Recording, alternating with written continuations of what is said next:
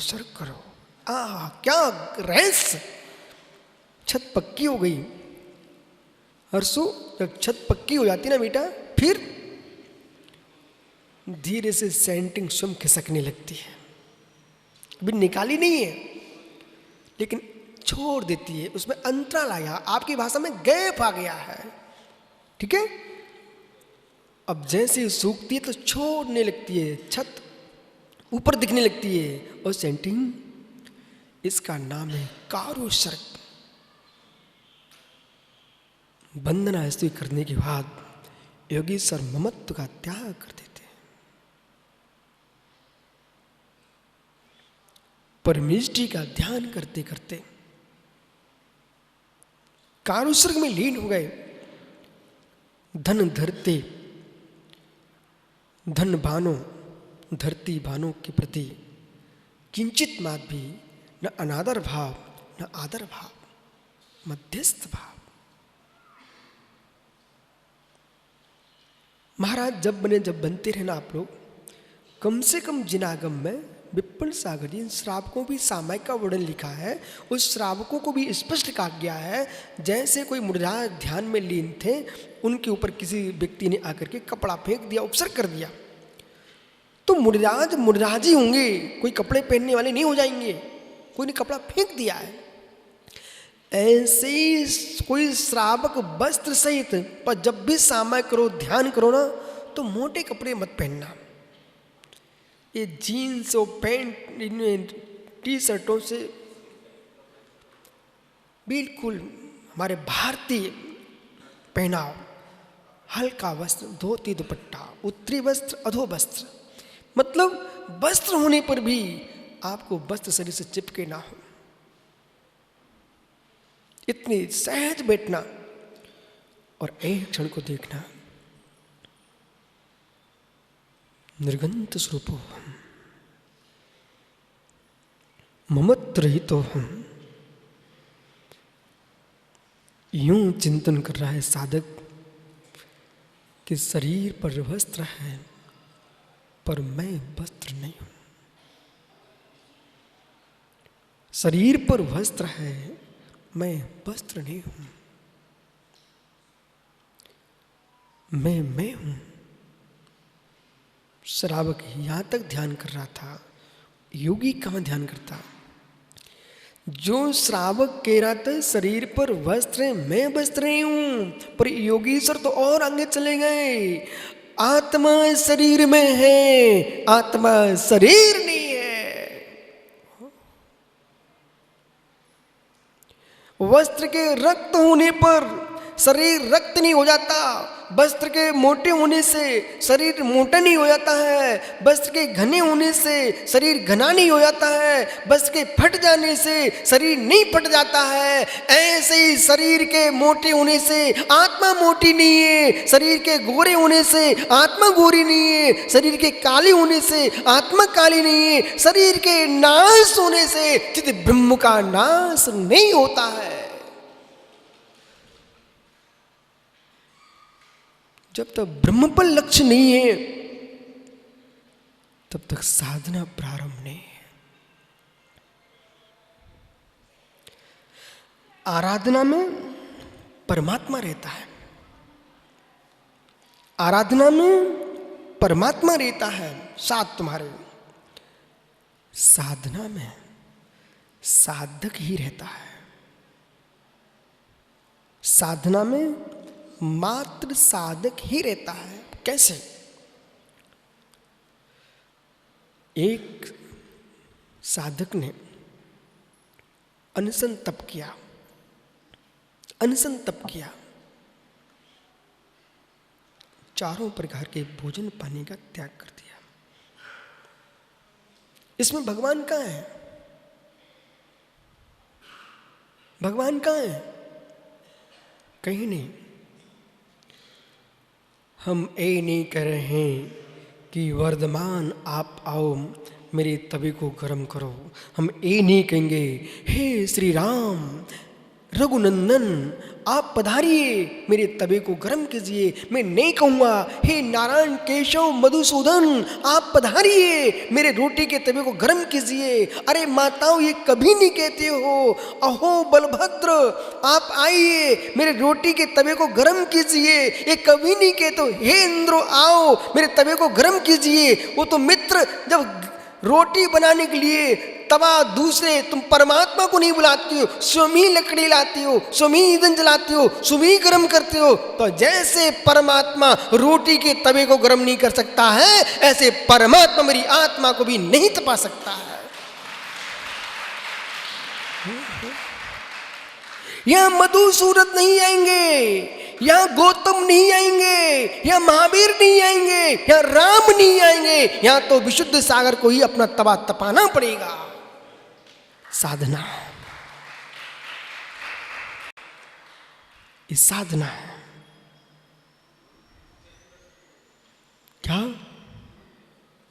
अभी चलता हूं मैं, ओह मित्र मेरे, ओह मित्र मेरे, पंडित जी पाटनी ये ज्ञानी जीव क्या बोल रहा है, गुरु का आशीर्वाद तो मोक्ष दे देगा ना।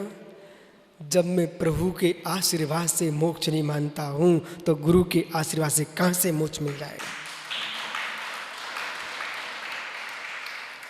मैं प्रभु को, गुरु को आराधना का साधन मानता हूं। मैं ये भी मत समझना कि कृतज्ञ है तो प्रभु गुरु की अवहेलना कर रहे, गुरु प्रभु की अवहेलना नहीं कर रहे, बस तो स्वभाव की व्याख्या कर रहे हैं। सच्चा गुरु होगा देश में कहीं भी विराजमान होगा, सच्चा गुरु होगा उसे पूछ के आना कि मधुबन में सम्मेशकर विशुद्ध सागर महाराज जो प्रवचन कर रहे थे कि प्रभु का और गुरु का आशीर्वाद भगवान नहीं बनाएगा, अपनी साधना से मोक्ष मिलेगा, आराधना से नहीं मिलेगा। सच्चा भावलिंगी मुनि होगा तो यही कहेगा बिल्कुल बराबर है।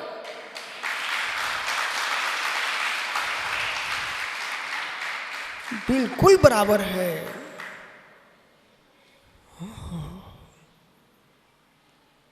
यदि आराधना, द्वैत आराधना मोक्ष का कारण बन गई तो स्वर्ग कौन ले जाएगा, स्वर्ग कौन ले जाएगा। हिंसा करने वाले बैकुंठ जाने वाले लगे तो नरक कौन ले जाएगा। जीवों के गलों पे छुरी भोंकने वाले बैकुंठ जाने लग जाए तो नरक कौन जाएगा। उस साधना करने वाले मोक्ष जाने लगे, आराधना करने वाले मोक्ष जाने लगे तो साधना का क्या होगा।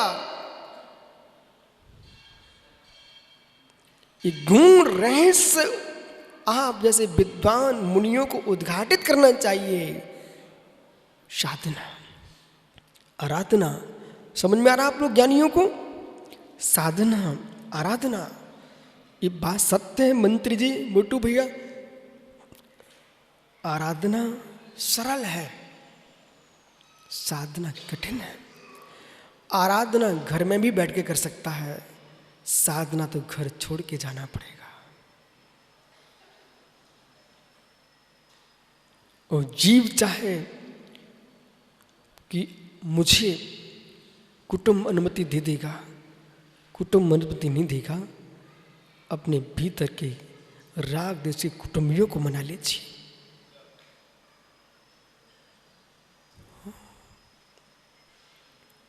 जब साधना में उतरता है, अनिशन, उनोदर आदि बहिरंग, प्राश्चित आदि अंतरंग तपों को तपता है साधक। इन तपों को तपते तपते अंतिम तप होता है, उसका नाम है ध्यान। अंतिम तप होता है, उसका नाम होता है ध्यान। ध्यान से बड़ा जगत में कोई तप नहीं है। अब भूल कहाँ हो रही है उसे सुनिए आप। जैसे हमने कहा पीयूष मुमुक्षु अंतिम तप है ध्यान, और भैया जी खुश हो गए, बोले गुरुजी इसलिए तो मैं दीक्षा नहीं लेता हूं, मैं ध्यान करता हूं। हे मित्र, अंतिम तप है ध्यान। सुनिए, मंजिल पर अंतिम सीढ़ी भेजती है। जब अंतिम सीढ़ी पर पहुंच जाओ तो मुस्कुराना, पर बेटा पहले ध्यान रखना, प्रथम सीढ़ी न होती तो अंतिम सीढ़ी पर पहुंचे कैसे आप। देवेश, अंतिम सीढ़ी पर पहुंचने के लिए पहली सीढ़ी चाहिए कि नहीं चाहिए?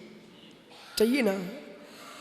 ऐसे बालक जो अंतिम साधना ध्यान है, उस अंतिम साधना ध्यान के लिए आपको अनशन जैसे तप भी करना पड़ेंगे, ऊनोदर जैसे तप भी करना पड़ेंगे, कायकले जैसे तप भी करना पड़ेंगे, मित्र वृत्त संस्कार आदि तप भी करना पड़ेंगे। इन तपों को तपोगे ना, रस का परित्याग भी करना पड़ेगा। जब तक शरीर के मानसिक दर्प नहीं मिटेंगे, कामादिक दर्प नहीं मिटेंगे, तो ध्यान करने के लिए चित्त लगेगा कैसे?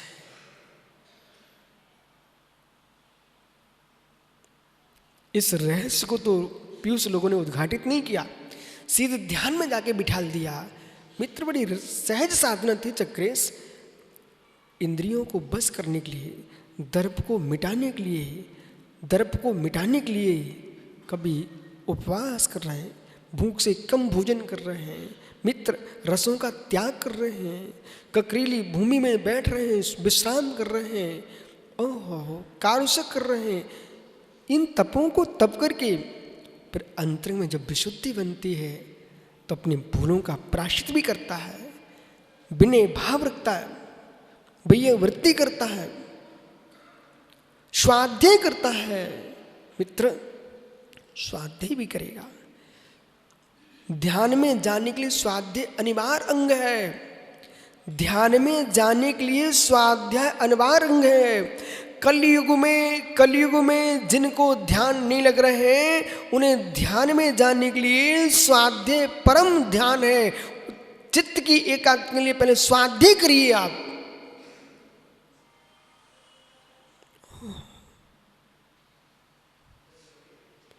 विसर्ग, ममत्व का त्याग, तब होगा ध्यान। जब ध्यान की सामग्री ही नहीं है, वहाँ ध्यान कैसा? बिल्कुल नहीं घबराना। इस कलयुग में, पंचम काल में ध्यान नहीं लगा पा रहे हो, आगम का स्वाध्याय करो। सिद्धांत, अध्यात्म, प्रथमानुयोग, चरणानुयोग, करणानुयोग, द्रव्य, चारों अनुयोग का अध्ययन करो। अध्ययन करते करते चित्त शांत होता है। जैसे कि आप देखो सुबोध भैया, इस सभा में देखो, जितने आप प्रौढ़ लोग यहाँ हैं, उतनी इस सभा में आप देखो युवा है कि नहीं। आप पीछे मुड़ के देख लो, बल्कि आपसे ज्यादा संख्या उन्हीं की है। युवाओं की संख्या अधिक है। अब आप प्रश्न करो, इन युवा मनों को यहाँ कैसे बिठा दिया गया? एक भी युवा को पीली चिट्ठी देके नहीं बुलाया गया यहाँ पर। डोली वाले, ऑटो रिक्शा वाले भी बोल रहे हैं, मुझे कुछ समझ में नहीं आ रहा है ये हो क्या रहा है। राजू पांड्या, वो पत्रकार, कभी सभा में बैठता, अपने घर में बैठता, उसे क्या मतलब, बेचारा शांति से आके बैठ जाता है। ऐसा ना हो मित्र, सासू की बेटी को चिंता हो जाए। ज्ञानी, सत्य यह है, सत्य यह है, शक्ति होना चाहिए।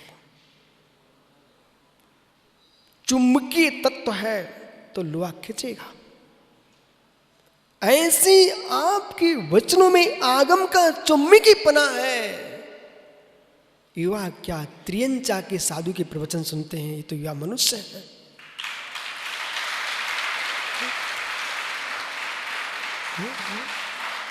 मानव की संतानें हैं। एक हिरण, एक मृग, श्री पद्म पुराण जी में उल्लेख आया, एक मृग जमुराज। इसलिए तो मैं कहता हूं भाई, समझ इतने सुंदर सुरीले कंठ से बोलो कि सामने वाले जो बोलना भूल चुके हों, उनका भी बोलने का मन करे।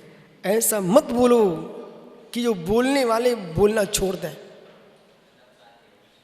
मित्रों, इतनी सुरीले कंठ से वे बीतरागी श्रमण जंगल में जिनवाणी का पाठ कर रहे थे। उस पाठ को सुनने के लिए एक मृग प्रतिदिन आकर के महाराज के पास खड़ा होकर के प्रतिदिन जिनवाणी सुनता था, प्रतिदिन जिनवाणी सुनता था। वही जिनवाणी सुनने वाला जीव कौन बना?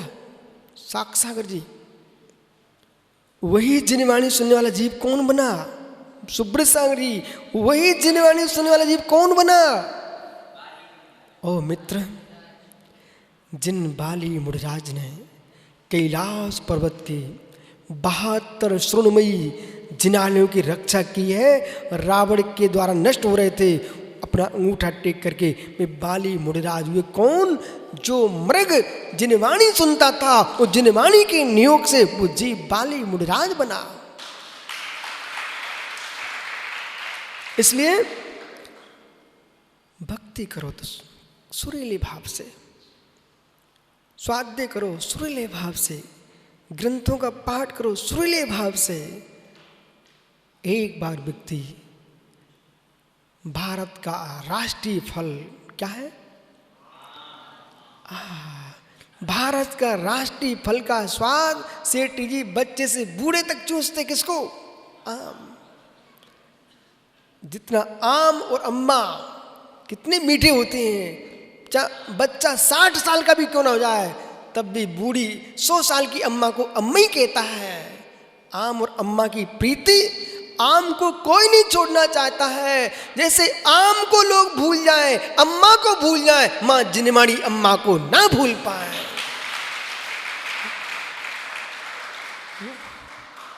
ये ताली कहां बजा के सीख के आए हो?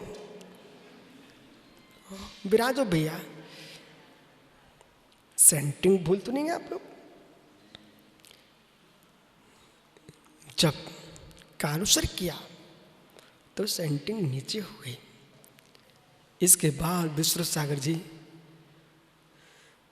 प्रत्याख्यान, जैसी छत पक्की हो जाती है 8, 10, 15 दिन बाद पुनः मजदूर आ जाते हैं। क्यों? सेंटिंग निकालने के लिए आ जाते हैं, एक एक बल्ली बल्ली लेके चले जाते हैं। इसका नाम है जिनवाणी में प्रत्याख्यान। आज वही प्रकरण चल रहा है, इसका नाम है प्रत्याख्यान। कारुसर के बाद प्रत्याख्यान नाम का आवश्यक है कि सब कुछ छोड़ दिया। अब छत पक्की हो चुकी है, निरालंबन हो चुकी है। ऐसे ही साधक जो है अपनी साधना में तब तल्लीन होता है तो ज्ञानी एकमात्र गायक का आलम्बन लेता है और बाकी सब कुछ छोड़ देता है।